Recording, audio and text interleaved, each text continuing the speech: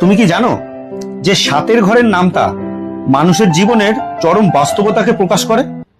তাই কিভাবে? এই যেমন দেখো, 7 একে 7, এই 7 বছর বয়সী শৈশবের শুরু। 7 দুগুণে 14, এই 14 বছর বয়সেই যৌবনের শুরু। 3 7 21, 21 বিয়ের বয়স। 4 7 28, 28 সন্তানের আগমনের সময়। 5 7 35, 35 বছরে মামা ও কাকা হওয়া। 6 7 42, 42 বছরে সংসারের দায়িত্বের চাপ বহন করা।